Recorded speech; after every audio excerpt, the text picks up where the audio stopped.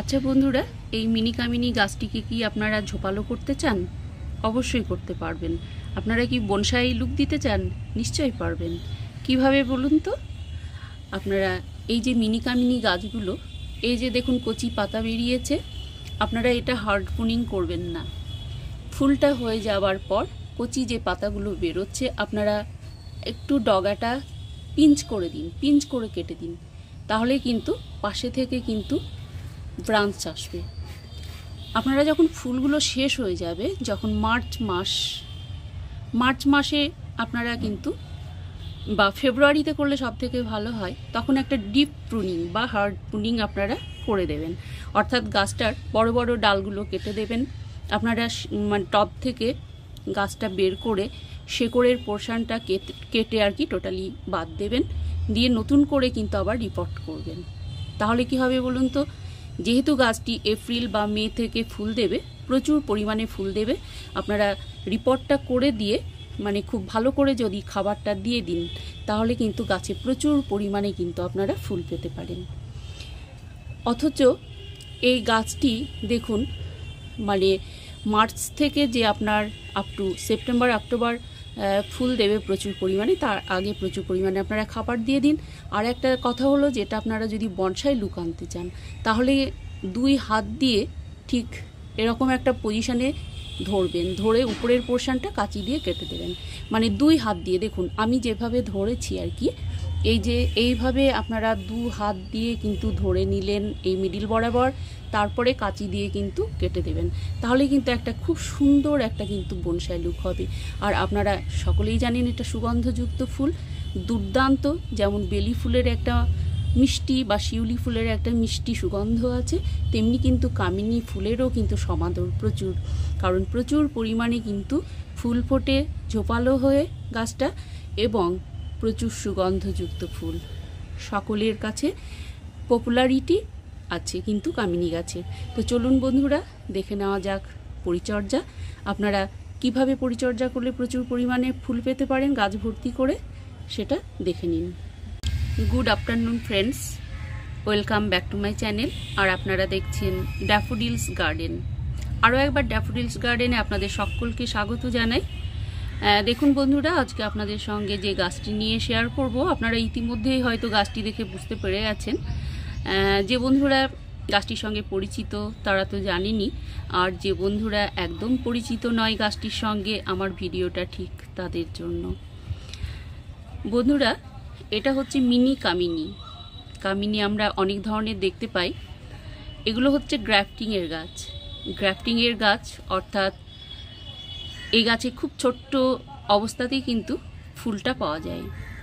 কিন্তু যারা বীজ থেকে চারা তৈরি করে, তারা কিন্তু গাছে ফুল পেতে একটু দেরিও হয়, এবং গাছটা কিন্তু আকারে কিন্তু অনেকটাই বড় হয়। দেখুন বন্ধুরা, আমি যেটা প্রথমে আপনাদের সঙ্গে আলোচনা করব সেটা হচ্ছে এই যে কামিনী, মিনি কামিনী এটা। তো মিনি কামিনীতে প্রচুর পরিমাণে ফুল পেতে গেলে আপনারা প্রথম থেকে বা শুরু থেকে কী ধরনের পরিচর্যা আপনারা করবেন, চলুন দেখে নেওয়া যাক।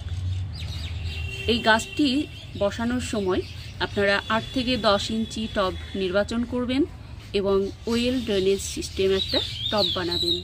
অর্থাৎ মিডিয়াটা কেমন হবে দেখুন, মিডিয়াটা হবে আপনারা সম রেশিওতে, অর্থাৎ সম পরিমাণে গার্ডেন সয়েল নেবেন, ভার্মি কম্পোস্ট নেবেন এবং বালি নেবেন। ভালো করে মিশিয়ে নিলেন এই 3টি উপকরণ। এর সঙ্গে আপনারা 2 চামচ করে দেবেন হাড় গুঁড়ো, শিংকুচি এবং নিমখোল। নিমখোল হচ্ছে আপনার মাটিটা শোধন করে, মাটিতে পোকামাকড়টা হতে দেয় না। নিমখোল কিন্তু অত্যন্ত জরুরি কিন্তু গাছের জন্য। তো এই ধরনের উপকরণগুলো দিয়ে আপনারা ভালো করে মিশিয়ে কিন্তু টবটা তৈরি করবেন। আপনারা যে টবটা নির্বাচন করবেন সেখানে হয়তো 1টা 2টো কিংবা 3টে গর্ত থাকতে পারে। আপনারা প্রথমে একটু চওড়া ধরনের খোলামকুচি দিয়ে বন্ধ করে দিলেন। তারপরে যেটা করবেন, 1 ইঞ্চি পরিমাণ, হাফ ইঞ্চি থেকে 1 ইঞ্চি পরিমাণ আপনারা যেটা করবেন সেটা হচ্ছে কনস্ট্রাকশনের যে লাল বালি পাওয়া যায়, সেটা চালার পরে যে নুড়ি পাথরগুলো পাওয়া যায়, সেটা হাফ ইঞ্চি বা 1 ইঞ্চি পরিমাণ আপনারা ওটা দিয়ে টবের একটা স্তর তৈরি করবেন। এটা কেন বলুন তো? এটার একমাত্র উদ্দেশ্য হলো টবের ড্রেনেজ সিস্টেমকে খুব ভালো রাখা, কারণ কোনো গাছই পছন্দ করে না তার গোড়ায় অতিরিক্ত জল থাকুক, কারণ অতিরিক্ত জল থাকলেই পচনক্রিয়া শুরু হয় এবং অবিলম্বেই কিন্তু গাছটি কিন্তু মারা যায়। দেখুন বন্ধুরা, আমি হয়তো আপনাদের সঙ্গে আরও একখানা গাছ হয়তো আজকে দেখাতে পারতাম, যেটা আমার 10 বছরের একটা বনসাই গাছ ছিল কামিনী। খুব সুন্দর গাছ ভর্তি হয়ে ফুল হতো, বিশেষ কারণবশত আর কি গাছটি আমার বাগানে আর নেই। হয়তো আমার আগের ভিডিও যারা দেখেছেন তারা জানেন কেন গাছটি আমি দেখাতে পারলাম না।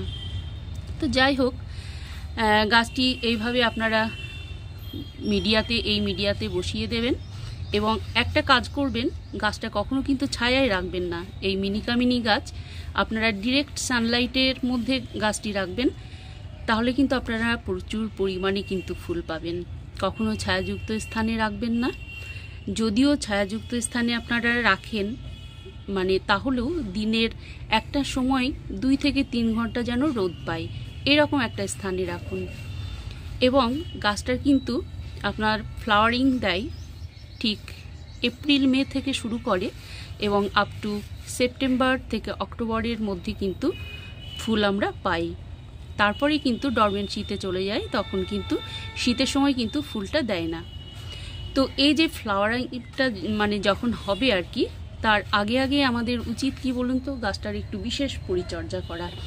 কেননা যেসব গাছ প্রচুর পরিমাণে ফুল দেয় তাদের কিন্তু একটু খাবারের প্রয়োজন, মানে একটু যত্নের প্রয়োজন, একটু খাবারের প্রয়োজন হয়, না হলে কি করে আপনাদের ফুল দেবে বলুন। গাছটির একটু যত্ন তো নিতেই হবে।